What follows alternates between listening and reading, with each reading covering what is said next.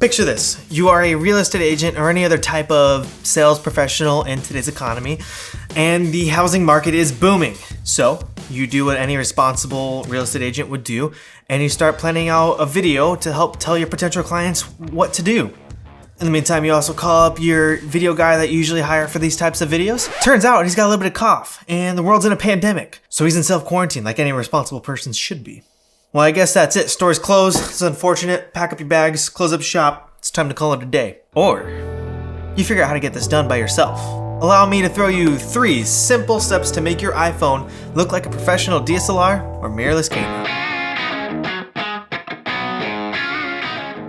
You do not need the latest and greatest technology. Sure, those things are fantastic. I love technology. I love buying new things for my camera. But all you really need to get started is just an iPhone. Now, whether you have iPhone or Android, the exact steps may differ a little bit when I'm showing you the camera stuff, but the same principles will apply. Point 1, preparation. Just like anything else in life, the success of your video will be in the preparation. Before you even turn that camera app on, you need to make sure you know what you're talking about. Open up the old notepad and jot down some bullet points of what you're gonna talk about. If bullet points aren't quite your thing, write out the script word for word. I highly recommend doing bullet points first. If you go straight to word for word and you're not used to it, there's a really good chance you're gonna look like you're reading or sound very robotic, and you're just not gonna connect with your viewer. So try bullet points first, and if that doesn't work, then go to a script. Point 2, location. Now that you know what you're gonna say, it's time to figure out where you're gonna say it. We're gonna dive a little deeper into this one, but before I tell you where to film, I'm gonna tell you where not to film. The first place not to film is in front of open windows. And I know what you're thinking. I'm looking like a little bit of a hypocrite right now because I'm literally sitting in front of a window. This is why you don't want to film in front of a window. Way too bright light behind me,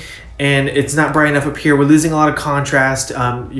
It's really hard to just see what's going on. It's really distracting. Well, what I mean is open windows. I have the blinds closed as much as they can just to like illuminate a little bit. But if it was it's a cloudy, rainy day today.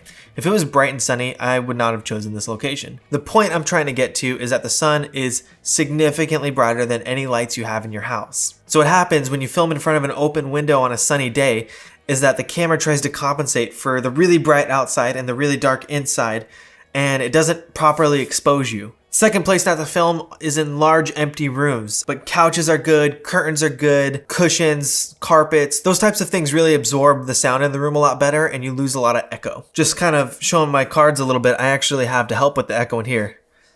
Literally our couch pillow right in front of me to try and help. Like ideally I would have it here. I bet that sounds better. Let me listen to this. Oh yeah, it totally does. It adds more body to my voice. So the more stuff you have in a room, I'm not saying a super cluttered room, but the more things that absorb sound, such as curtains, rugs, carpets, couches, all of those things really, really help in the quality of your audio.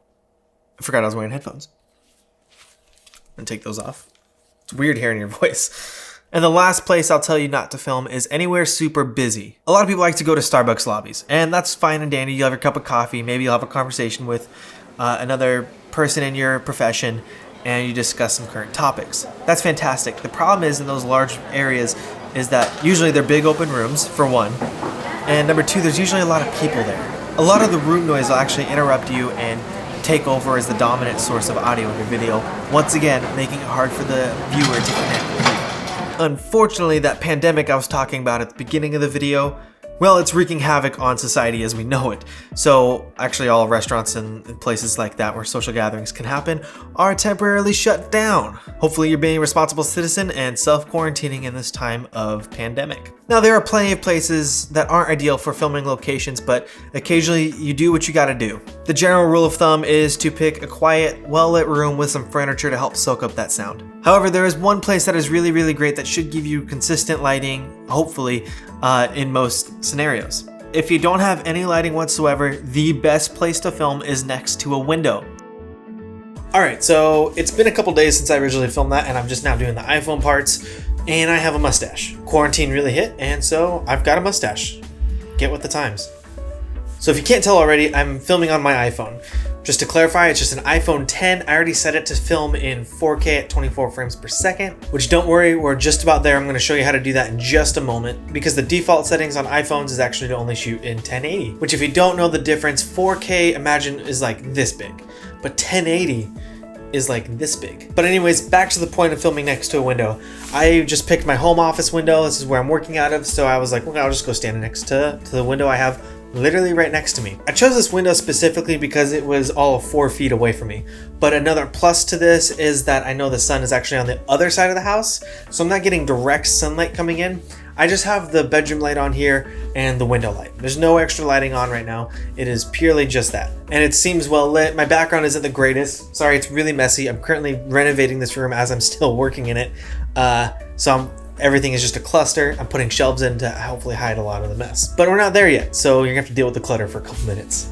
Ideally with a window, if the sun is hitting it, you actually want some sheer curtains or any other type of curtain to help kind of break up the sunlight, to help diffuse it or make it softer. If you're using like traditional blinds, you either want them all the way open or all the way closed. If the sun is hitting it directly, I would advise just closing them as much as you can to get like a glow off of them, and that's gonna help light you up. So, and as you can see, I kept the window out of my frame, so if we just spin this here real quick, you'll see that the window is right here. And yes, I did put this on a tripod.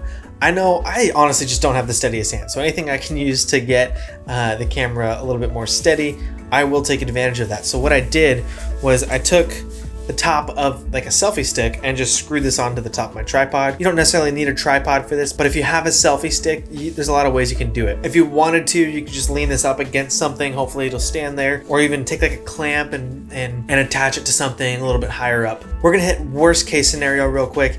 If all of your windows suck and you can't get any good soft lighting on those, there is a solution still. Might get a little tacky, but it works. The trick is just to take a big white sheet and literally just tack it up over the window. That will do wonders with diffusing light. Now I know it's not perfect, I know it doesn't look the greatest, but it can certainly help your video, and if you just tack it up for a couple minutes, nobody will know the difference. Just do what I did, just keep the window out of the frame and you'll be set. In all honesty, that is probably one of the biggest tips I'll tell anyone is find good lighting. So make sure no matter what you do in all of your videos, just get good lighting. Hey, so I'm gonna interrupt myself real quick. I was doing the edit and I said something that I kind of want to walk back just a touch.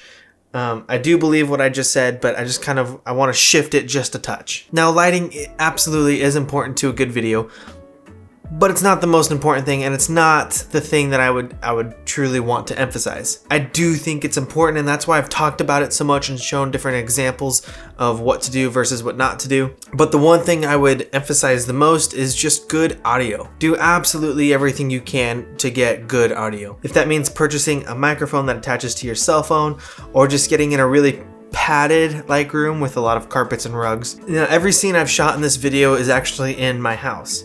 And in my house, it is literally all hardwood floors. So what we've done is we've put carpets everywhere, and I'm sitting on a carpet right here. I actually have the mic really, really close. You know, it's just barely out of frame right here. But my point is, even if you're using your iPhone audio, which is just fine, I think that's totally acceptable for doing iPhone type videos. The newer iPhones actually do have a pretty good mic on them, and if you're in decent conditions, it actually sounds decent. A huge pro to having the iPhone 11 Pro is that it has a really wide angle lens. So it actually allows you to get your phone really close to your face, allowing you to get really good audio. There's a saying in the video world that audio is 50% of your video. And who they is?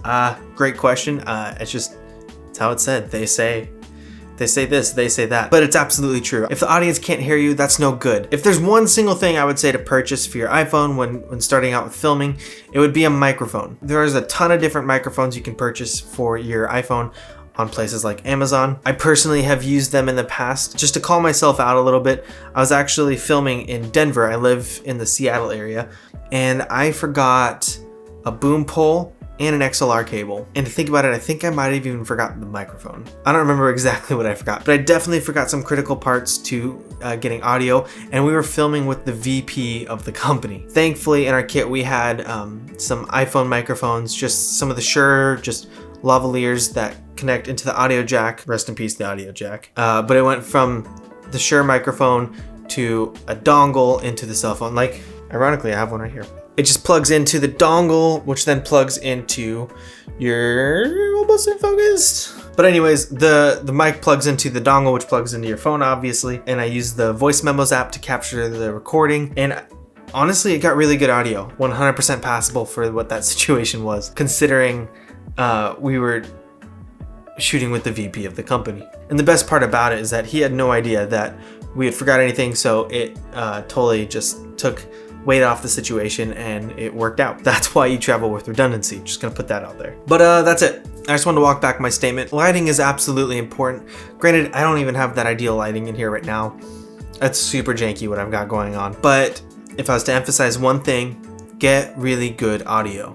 That will go a long way. There's nothing worse than watching a video and you can't hear what they're saying, or it just hurts your ears to listen to it. And all of my iPhone clips that you've seen are all of the iPhone audio. So genuinely, it is really not that hard. Do your due diligence. Keep your microphone as close to you as possible. If you have a lavalier, make sure you clip it, over by your collar. If you want to hide it, just put it under your jacket a little bit. Either way, even if you don't hide it and you just clip it onto, say you clipped it right here on this collar right here, that'd be totally acceptable too. People really don't think twice about saying a lav mic.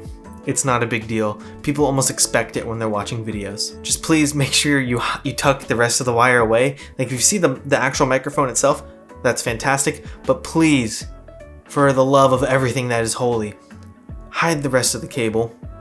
Please. Like, no one likes to see the cable dangle down. That's my bit. Oh, yeah, that one triggers me. Gonna repeat myself for the 13th time. Get good audio, you'll be set. That's all for this interruption. Back to your... I gotta go put this in the video. I need to stop the camera. Point 3, filming. The time has come. You know what you're gonna say. You know where you're gonna say it. Now, it's time to say it. But before we're there, we have one tiny step left, and that is to make sure that your iPhone is filming at the highest resolution possible. Before you freak out and get overwhelmed because you don't know how to do that, I'm gonna walk you through it step by step. It is super easy, it's just a few clicks. And just to let you guys know, I'll be doing this on an iPhone 10. And to even set in the point even a little bit better, I want you guys to know that my iPhone has actually been trashed. The back of it is mostly broken. It's got a shatter here to where it's actually ruined my screen. There's a green line going down and I can't even see the top left corner of my phone. Even though your phone may be older or it may be in rough shape, it still is gonna take great video. I'm gonna walk you through really quickly on how to change your camera settings to the best resolution possible.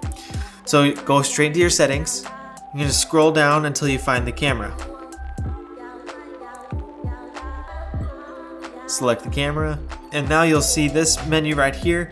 The fourth one down is what we're looking at. So it says record video. Mine is currently set at 1080p at 30 frames per second. We're gonna get you guys the best quality video possible. So we're gonna go 4K at 24 FPS. So it's 4K resolution, so like your 4K TV for instance, and at 24 frames per second. Depending on your iPhone, these settings may vary, but I believe any current iPhone actually is able to do 4K 24. Ideally, you do want to film yourself like this where you're actually not looking at the screen, but you're able to look directly at the lens. The back-facing camera is the higher resolution camera. It's just a better camera overall. If you need to, you're absolutely able to do the front-facing camera where you can see yourself in the image so you know your framing is right, but please don't look at yourself on the screen. I'll record this video on my cell phone and I'm looking at myself and I'm looking directly to the right of myself, which is weird, but if I look straight at the lens, I'm connecting with my audience better. I'm connecting with my potential client. And if you're looking at yourself the whole time, people may assume that you're a little pretentious or just like to look at yourself a little too much, even when you're trying to get clients. So don't do that. Do yourself a favor, look straight at the lens and you'll be set. And while you're not looking at yourself in the camera, make sure your camera stays at eye level. I know a lot of people have this idea that you need to be like way up tall and like, oh hey, look at me. Oh look, this is cool. Look at my forehead. Don't do that. And now that we have our iPhone settings set to 4K, we're gonna go over a couple quick tweaks to help improve just a touch more. Like I said previously, I did put my iPhone on a tripod. I purely did this for me. It's totally subject to whatever you want to do. Like I said earlier, just throw up the selfie stick. You can get these at Walmart for $5. So get that, or on Amazon for I'm sure the same price. Granted, you absolutely can just hold your phone. You don't need to put it on a tripod. This is just something for me that I like to do. If you want to get a little fancier, Amazon absolutely has a bunch of kits to help film with your mobile device. They have everything from full-blown cages that you put your phone in that have a light on it, a microphone, and all sorts of other little things that help the filming experience. So there it is. Thank you guys so much. I hope you guys enjoyed today's video. Please like, subscribe, comment, share it with a friend. Let me know what you guys thought. I can't wait to hear from you guys. But until then, see you guys next time.